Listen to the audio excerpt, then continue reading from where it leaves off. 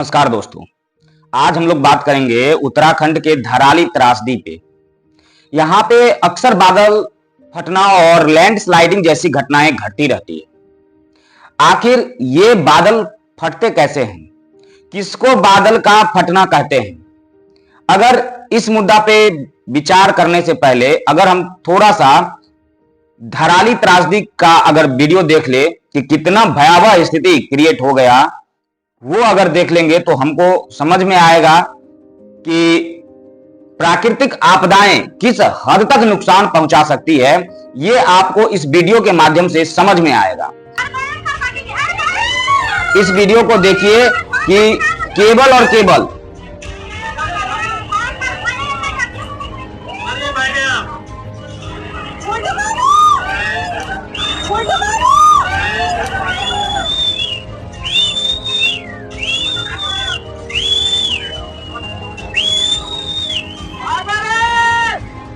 धराली गांव में तबाही के बाद चारों तरफ मलबा।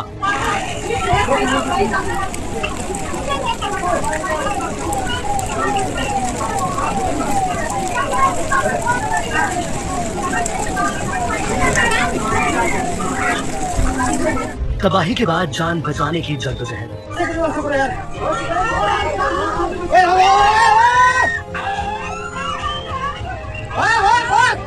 धराली के अलावा हर्षिल और सुक्की में बादल फटा। एसडीआरएफ, एनडीआरएफ, आईटीबीपी और आर्मी की टीमें बचाव और रेस्क्यू के काम में। तो आप लोगों ने वीडियो के माध्यम से देखा कि प्राकृतिक आपदाएं कितना भयंकर होता है और इसमें जान बचाना मुश्किल होता है और इस चीज का हम अनुमान भी नहीं लगा सकते हैं कि ये घटनाएं कब घटेगी। नहीं, उत्तरकाशी के धराली गांव में मंगलवार को दोपहर करीब 1:45 हो रहा था और बादल फटने से भारी तबाही मच गई। कई लोग घर में और होटलों में रुके हुए थे, बच्चे खेल रहे होंगे। किसी को इस बात का अंदाजा ही नहीं होगा कि इतना बड़ी आपदाएं आ सकती है जिसमें जान बचाना मुश्किल होगा। कई लोग लापता हैं अभी। कई को आप लोगों ने देखा वीडियो के माध्यम से जान बचाने के लिए संघर्ष कर रहे थे। कितना का मौत हो गया। ये बहुत दुखद घटना है हमारे देश के लिए। आखिर खीर गंगा नदी में पहाड़ों से बहकर आए मलबे से गंगोत्री तीर्थयात्रियों के प्रमुख पाराव धराली गांव के बाजार, मकान, होटल बह गए। केवल और केवल 34 सेकेंड में सब कुछ बर्बाद हो गया। इतना कम समय में लोग अनुमान भी नहीं लगाया होगा कि इतना बर्बादी हो सकता है। धराली के अलावा हर्षिल और सुक्की में भी बादल फटने की घटनाएं देखने को मिली। हर्षिल इलाका में बादल फटने से सेना के 8-10 जवान के लापता होने की खबर है। प्रशासन का कहना है कि मरने वालों की संख्या बढ़ सकती है। एसडीआरएफ, एनडीआरएफ, आईटीबीपी और आर्मी की टीमों बचाव और रेस्क्यू के कामों में जुटी हुई है। लगातार अब तक 130 से भी ज्यादा लोगों का रेस्क्यू किया जा चुका है।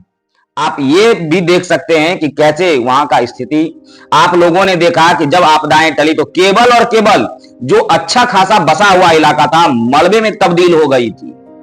आप देखिए कैसे यहाँ के 900 लोगों की आबादी, 200 से ज्यादा घर, 20 से 25 होटलों का तबाही हुआ है। ये प्राकृतिक आपदाएं हैं। हिमालय की दरार पर बसा है धराली।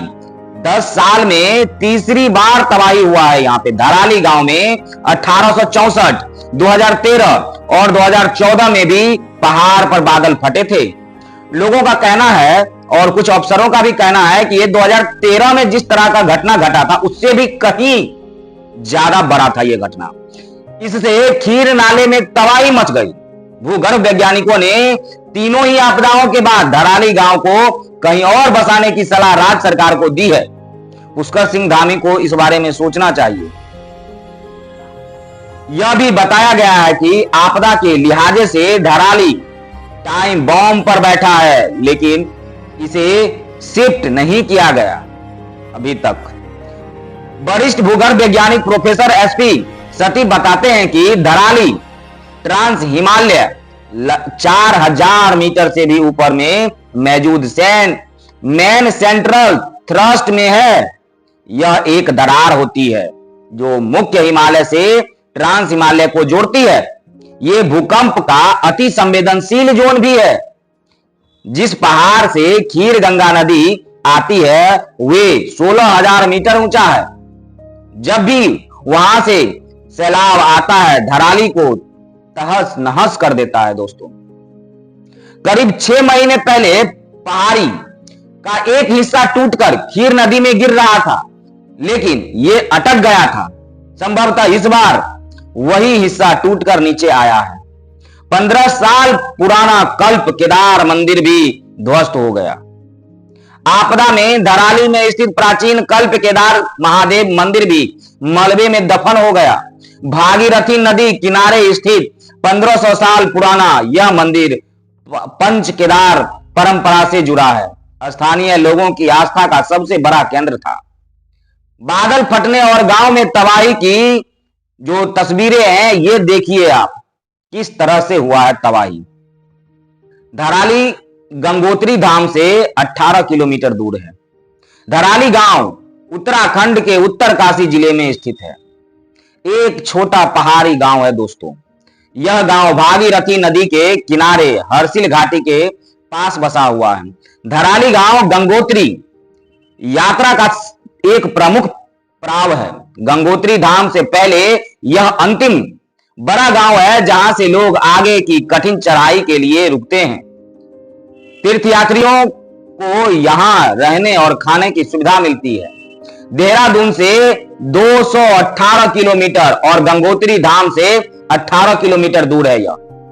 अब तक यह मामला सामने नहीं आया है कि आपदा के वक्त यहां कितने लोग रुके हुए थे। प्रशासन का कहना है कि नुकसान का आकलन किया जा रहा है। आपको वीडियो में लोग को जान बचाते देखे। 30 फीट तक मलबा जमा हो गया वहां पे। इस आपदा के कई वीडियो सामने आए। इनमें लोग जान बचाने के लिए यहां वहां भागते नजर आए। चारों तरफ चीख पुकार मच गई थी। जो लोग इसके वीडियो बना रहे थे वे लोगों से दूर होने के बाद भी चिल्ला कर बचाने के लिए कह रहे थे। आपदा के बाद धराली में 30 फीट तक मलबा जमा हो गया।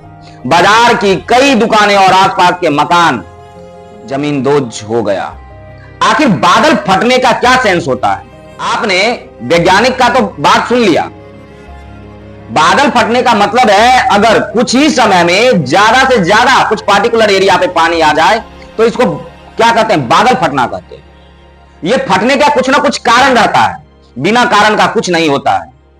बादल फटने के पीछे रीजन भी हम आपको बताएंगे, लेकिन बादल फटने का सेंस यह होता है कि अगर किसी भी पार्टिकुलर एरिया में 10 सेंटीमीटर तक बारिश कुछ सेकंड में, कुछ घंटों में अगर हो जाए तो इसी को बादल फटना कहते हैं। अचानक से नदियों में उफान आ जाती है, लोग तबाह हो जाते हैं, घर मकान बाजार सब बर्बाद हो जाता है।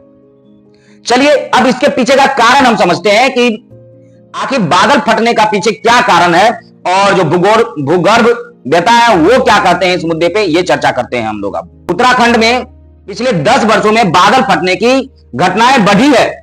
एक्सपर्ट ने बताया है क्या इन घटनाओं के पीछे 3 प्रमुख कारण है। पहला टिहरी डैम, दूसरा मानसून सीजन का सिमटना और तीसरा उत्तराखंड के मैदानी हिस्सों में वनों का अभाव होना। बाडिया इंस्टीट्यूट के भू भौतिकी विभाग के पूर्व अध्यक्ष डॉक्टर सुनील कुमार का कहना है कि 1 दशक में बादल फटने की घटनाएं तेजी से बढ़ी है। अब मल्टी क्लाउड ब्रस्ट की स्थिति पैदा हो गई है, यानी कई बादल एक साथ फट जाते हैं, एक ही स्थान पर फटते हैं, जिससे भारी नुकसान हो रहा है। डॉक्टर सुनील जी के अनुसार टिहरी बांध बनने के बाद ऐसी घटनाओं में इजाफा हुआ है। टिहरी में भागीरथी नदी पर करीब 260.5 मीटर ऊंचा बांध बना है, जिसका जलाशय लगभग 4 क्यूसेक किलोमीटर क्षेत्र में फैला है, यानी 32 लाख एकड़ फीट। इसका ऊपरी जल क्षेत्र करीब 52 वर्ग किलोमीटर है। वहां की सतपुली का अस्तित्व ही खत्म हो गया। उत्तराखंड में बादल फटने की पहली बड़ी घटना 1952 में सामने आई थी, जब पौड़ी जिले के दुधापोली क्षेत्र में हुई अतिवृष्टि से न्यार नदी में अचानक बाढ़ आ गई थी। इस घटना में सतपुली कस्बे का अस्तित्व पूरी तरह खत्म हो गया। 1954 में रुद्रप्रयाग जिले के डडुबा गांव में अंतर्वृष्टि के बाद भूस्खलन से पूरा गांव दब गया। 1975 के बाद से लगभग हर साल इस तरह की घटनाएं होने लगी। अब हर बरसात में 15 से 20 घटनाएं दर्ज की जा रही है। 2013 में केदारनाथ त्रासदी, सब लोगों ने देखा, इतना बड़ा तबाही बादल फटने के कारण हुई। 20,000 से ज्यादा लोग की मौत हो गई वहां पे उस टाइम 2013 में। 10,000 लोग अभी भी लापता है। अब मॉनसून सीजन का क्या रीजन है वो हम आपको बताते हैं। 4 माह की जगह 2 माह में सिमट, मॉनसून सीजन का सिमटने से के पीछे क्या रीजन है? जब मॉनसून पहले 4 माह का होता था, वो सिमट के 2 माह में कन्वर्ट हो गया। मौसम विज्ञान केंद्र देहरादून के शोध के अनुसार कुछ सालों के आंकड़ों का अगर विश्लेषण करने पर पता चलता है कि पूरे मॉनसून सीजन में बारिश जो लगभग समान ही रिकॉर्ड हो रही थी, लेकिन रेनी डे किसी एक स्थान पर एक दिन में 2.5 mm या उससे अधिक बारिश दर्ज होने की रेनी डे कहा जाता है। रेनी डे मतलब बरसात का जो सीजन है उसके बारे में अगर सोचे तो एक दिन में अगर 2.5 mm की अगर बारिश होती है या उससे अधिक की वर्षा होती है तो इसको रेनी डे कहा जाता है। यह कम हो रही है, कम हो गई है। यानी जो बारिश पहले 7 दिन में होती थी वह अब केवल 3 दिन में हो जा रही है, जिससे हालत बिगड़ रहे हैं। साथ ही जो मॉनसून सीजन पहले जून से सितंबर तक फैला होता था वह अब सिकुड़ कर केवल जुलाई और अगस्त के बीच में रह गया। मैदानों में वन घट रहे हैं, पहाड़ों पर जाकर रहे बादल। मौसम वैज्ञानिकों के अनुसार अगर देखें तो अतिवृष्टि के लिए वनों के आसमान वितरण को भी एक बड़ा कारण मानते हैं। उत्तराखंड के 70% से अधिक क्षेत्रों में वन है, लेकिन मैदानी क्षेत्रों में वन नाम मात्र के ही हैं। ऐसे में मानसूनी हवाओं को मैदानों में बरसने के लिए अनुकूल वातावरण नहीं मिल पाता है और पर्वतीय क्षेत्रों में घने वनों के ऊपर पहुंचकर मानसूनी बादल अतिवृष्टि के रूप में बरस जाते हैं। वे कहते हैं कि आज जरूरत सिर्फ पर्वतीय क्षेत्रों में ही नहीं बल्कि मैदानी क्षेत्रों में भी तीव्र वनीकरण की आवश्यकता है।